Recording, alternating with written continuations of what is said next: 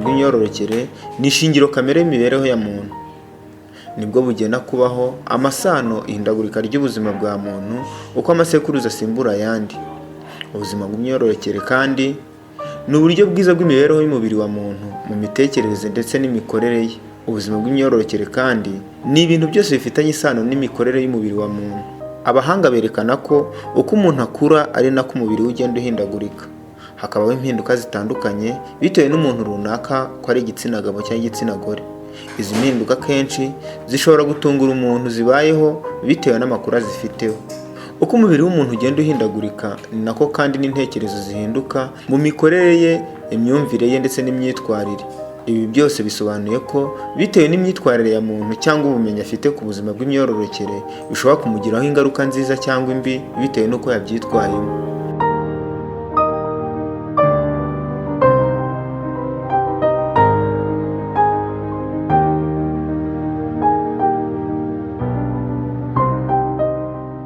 Club Rafiki, ikigo cy'urubyiruko giherereye mu murenge wa Rwezamenyo mu karere ka Nyarugenge, gihuza urubyiruko mu mikino n'imyidagaduro ariko bakanahigira n'ibindi bintu bitandukanye harimo n'ubuzima bw'imyororokere.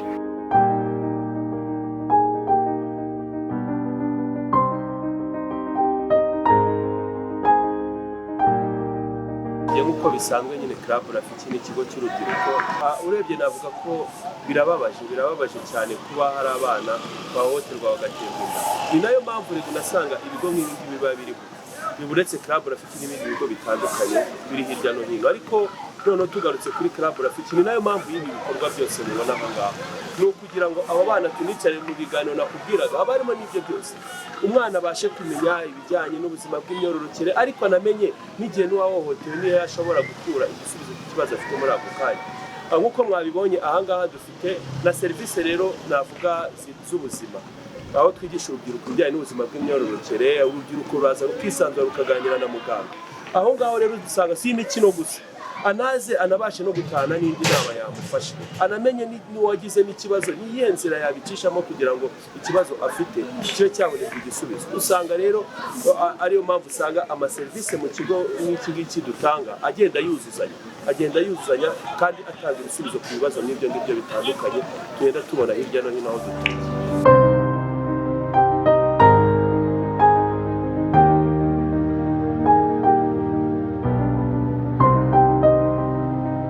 Muri iki kigo, urubyiruko rusobanukirwa byimbitse ku buzima bw'imyororokere, uburyo umukobwa ugiye mu gihe cy'ubwangavu yitwara, umusore uri mu gihe cy'ubugimbi ndetse n'andi makuru menshi kuri iyi ngingo.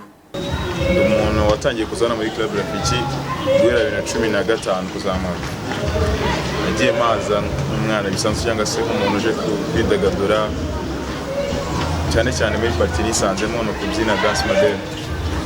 Ni nabyo kano kanya ndimo, ariko ku ruhande rw'ibyo by'ibindi twagiye duhuriramo n'ahantu hatwigishije imico igiye itandukanye igiye isanzwe. Yego rero dukora mu rugo, ariko twagiye duhura na sosiyete hano ibasha kudusharinga ibyo ifite, byanagiye binadufasha kandi nyega ko bizanadufasha mu buzima bwacu buzaza imbere. Muri ibyo ngibyo twagiye duhabwa amahugurwa cyangwa se ubumenyi ku bijyanye n'ubuzima bw'imyororokere. Yewe dufite certificate zirenga ebyiri zigiye zitandukanye sana mu kigo gusa, ko bagiye badufata nk'urubyiruko na bagenzi bacu bakatugena n'ahandi twese no mu jene twumva yafasha cyangwa se yagenda akajya kwateguringa muri iki gikorwa akabona certificate kugira ngo bizamufashe no kugira ngo ahantu hose azajya gusobanurira abandi bagenzi be cyangwa se abajene bagenzi be mu bintu afite ubumenyi kandi koko afite n'ikibigaragaza. Mu by'ukuri ubumenyi n'ubumenyi dufite bitari nyine n'abandi babajene bagiye banyikisha hano muri Club Rafiki. Twifuza ko byagera kuri benshi, twifuza ko byagera kuri bagenzi bacu, twifuza kubona tutakiri kumva umubare mwinshi w'abanyarwandakazi bagenzi bacu b'abajene batwise bamwe se bafunzwe abajene bacu kubera bijyanye no kuba badafite ayo makuru ahagije cyangwa se ubumenyi bwimbitse ku buzima bw'imyororokere. Mu by'ukuri ibi bintu biba bikenewe cyane kandi n'ingenzi mu buzima bwacu bwa buri munsi. Nk'uko umuntu abyuka kumva akeneye kwiborosa, akeneye koga amaso, niko unabyuka utekereza kuba waplaninga cyangwa se wategura ubuzima bwawe bw'ejo hazaza. Rero muri parite kugira ngo bizagende neza, nkeka ko source nini ihari ituma bugenda neza no kumenya amakuru agiye atandukanye. cyane noneho ku buzima bw'imyororokere ni ibintu bifasha cyane kuko no kanya izo kesi zose dufite mu Rwanda z'abantu barenga ibihumbi bingahe by'abakobwa batwaye inda zitateganyijwe ni ikibazo cyane tutari kubona kano kanya ariko kizaba mu myaka iri imbere.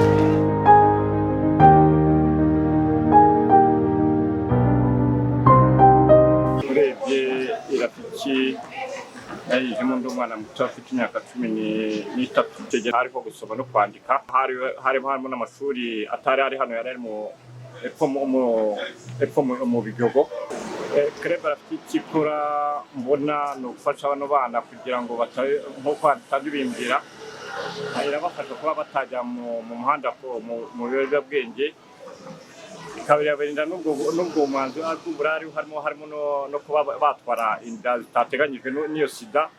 Twebwe icyo tubafasha ni ukuba kalma kugira ngo umwana atavanga kandi niyavuye ahangaha n'inshingano twebwe iyo turikiri hano tubati nk'ababyeyi no kuvuga ngo yavuyemo ahangaha ikintu tumukorera yaba muto yaba mukuru turamubwira tuti taha ujye mu rugo ntugire ahandi hantu indi karitsiye unyuramo.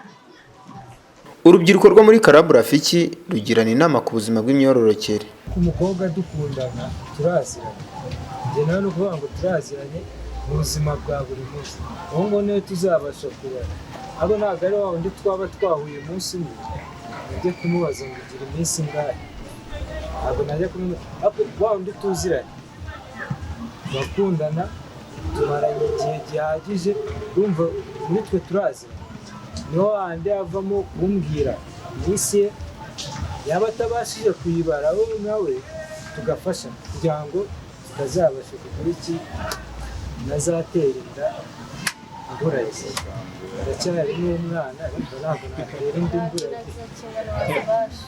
Urumva rero ikintu kiba hagati aho ngaho ni ubufatanye bw'abantu bw'uwo mukobwa nanjye genda byumva cyane kuko ntago uburyo bwose tubukoreshereza rimwe n'ukuri kubivuga umukobwa duhuye bwa undi mu kujya kuba mwajya guhuza ibitsina urabona guhuza ibitsina harimo ijambo kwizera, nta kwizeye biragoye turetse ibintu byo kuvuga ngo ni irari n'iki bintu twumva ku ruhande hazamo ibintu byo kwizera kandi icyizere ntabwo akigira umuntu ku munota wa mbere. Urumva aho ngaho nzaforuswa gukoresha iki bwa buryo bugira ute bwo kwifata kuko ni ku nshuro ya mbere ntabwo nakubona ku nshuro ya mbere already itanekereza imibonano niko njye mbyumva. Kuko hari uburyo bwinshi bwo kwirinda, hari ugukoresha agakingirizo nka kuno bagenzi banjye bari barimo barabivuga. Ubu ngubu nimba njyewe wenda ngeze muri situwasiyo ku buryo nakora imibonano mpuzabitsina n'umuhungu dukundana atazi gukoresha agakingirizo, urumva njye namufasha kuko mbizi. Nanone ushobora kuba nta gakingirizo ufite, umukobwa bikaba ngombwa yuko ukoresha ibinini ukaba wabikoresha nyine kugira ngo wirinde, ariko icyiza cya mbere buriya solution ya mbere ni ukwifata. Byakwanga mugakoresha agakingirizo kuko gatuma nimba uramutse unyweye ikinini ushobora kwandura izindi ndwara yego n'utwite ariko ukandura. Kugeza ubu mu Rwanda harabarurwa abakobwa barenga 23,000 bari munsi y'imyaka 18 batewe inda mu mwaka w'2021. Bigaragara kandi ko intara y'Uburasirazuba ariyo yihariye umubare munini. Ibi bigaragazwa na raporo ya Minisiteri y'Iterambere ry'Umuryango ku bufatanye n'ikigo cy'igihugu cy'ibarurishamibare.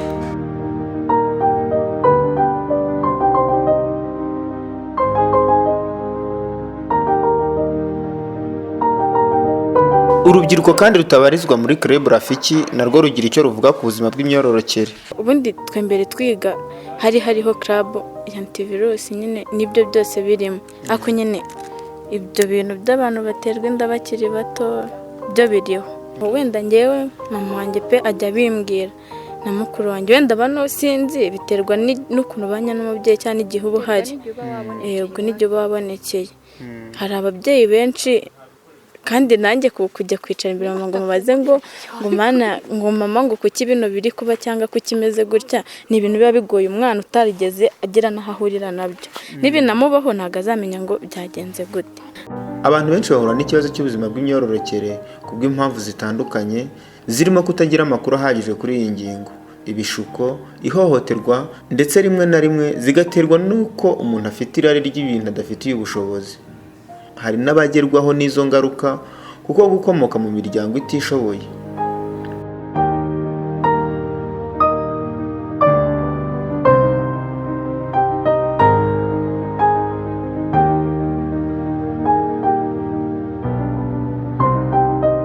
ahanini usanga bituruka ku kuba bataraganirijwe ku buzima bw'imyororokere, nko kuba umubyeyi ataraganirije umwana w'umukobwa ku buzima bw'imyororokere.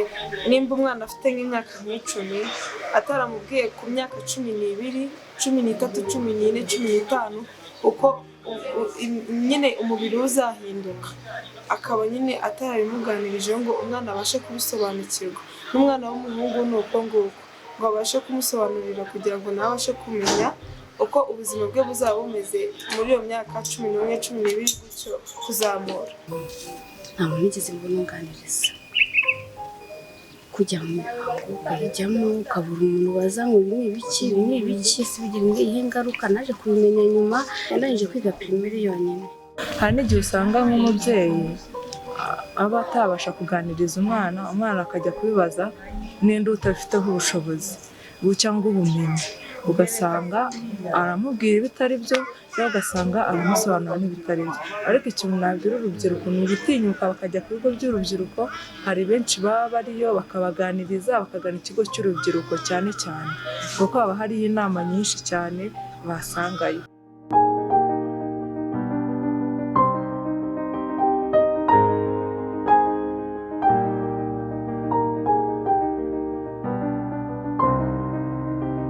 Ibi byose rero bishobora gutuma urubyiruko rwishora mu gukora imibonano mpuzabitsina bikabiviramo ingaruka mbi zigiye zitandukanye.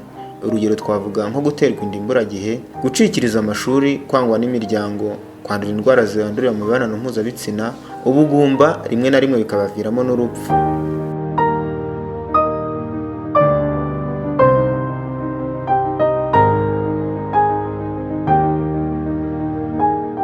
Tugarutse ku guterwa inda imburagihe, abana benshi batewe inda imburagihe bibagiraho ingaruka zitandukanye mu buzima bwabo, harimo kwangwa n'imiryango, gutukwa, guhozwa ku nkeke, gucikiriza amashuri ndetse n'ibindi byinshi.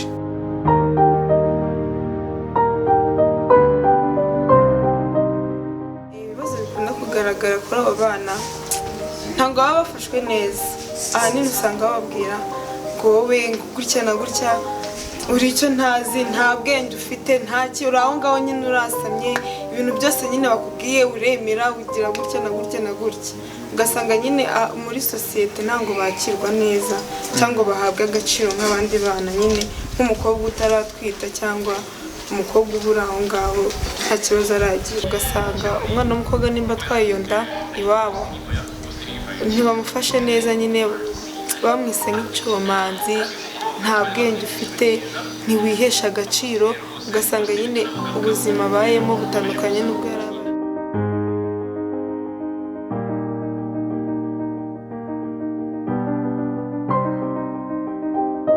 Aniseti Nzabonimpa, umushakashatsi ku bijyanye n'ubuzima bw'imyororokere, avuga ko hari abana bakora imibonano mpuzabitsina bakiri bato ndetse bakanabyara bakiri bato.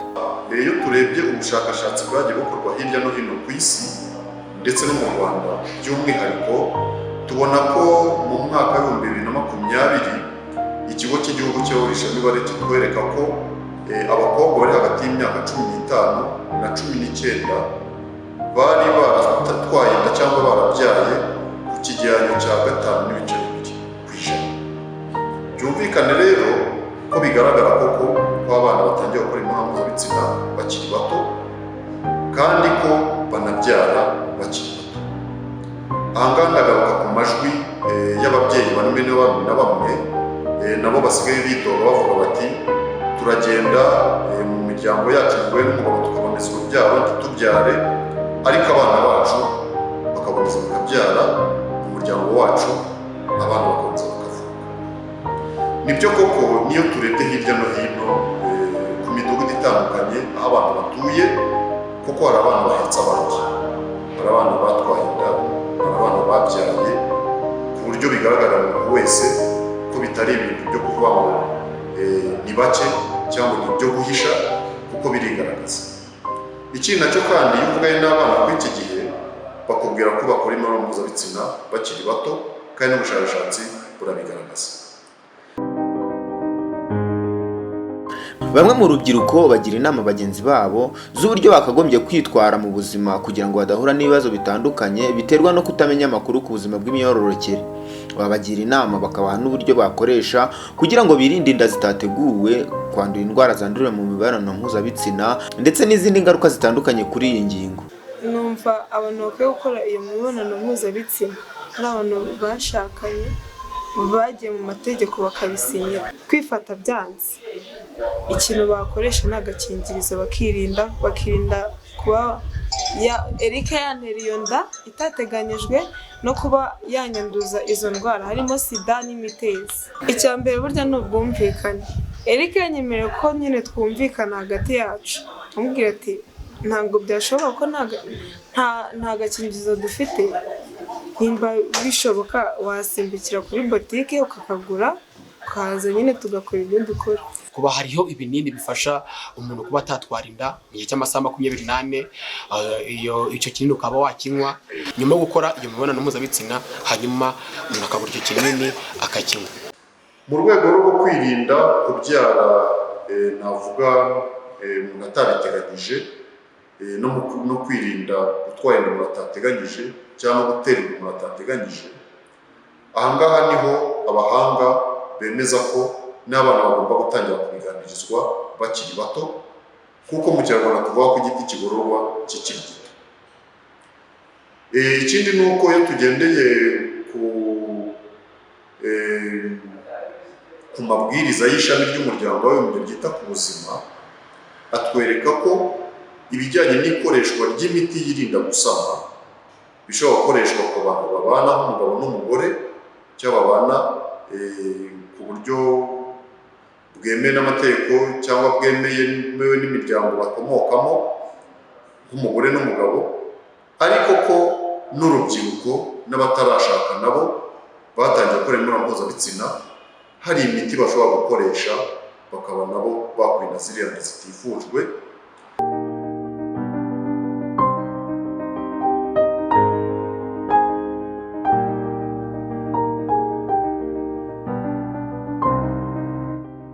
Ubuyobozi bw'igihugu cyacu nabwo bwamaze kubona ko hari ikibazo gikomeye kuri iyi ngingo, bituma rushyiraho ingamba zitandukanye n'inzira zitandukanye zafasha urubyiruko ku buzima bw'imyororokere ndetse n'abahuye na zimwe mu ngaruka zo ku buzima bw'imyororokere n'abahohotewe.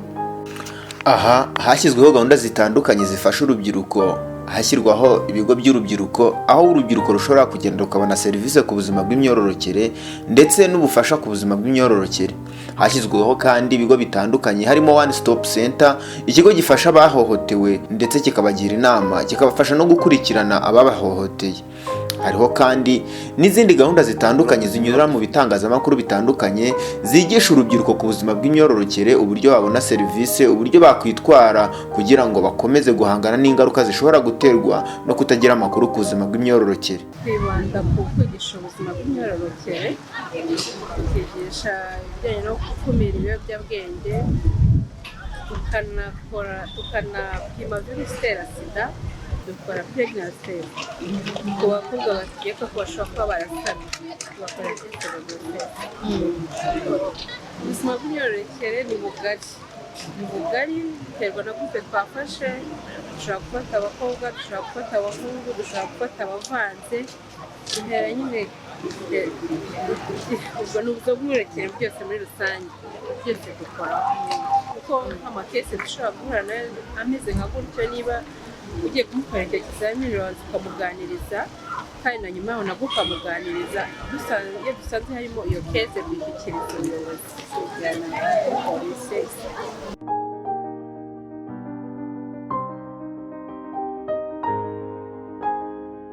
Urubyiruko rukwiye guhindura imyitwarire kugira ngo rurusheho kugira ubuzima bwiza. Ababyeyi kandi nabo bafite uruhare runini mu buzima bwiza bw'abana babo. haramutse habayeho kuganirizwa ku buzima bw'imyororokere byafasha urubyiruko kumenya amakuru, bigatuma rubasha gusobanukirwa byimbitse, rukanamenya uko rwakwitwara mu gihe cy'ubugimbi ndetse n'ubwangavu. Nahanjye nawe rero kugira ngo twite ku buzima bw'imyororokere, tubungabunga urubyiruko rwacu kuko ari rwo Rwanda rw'ejo.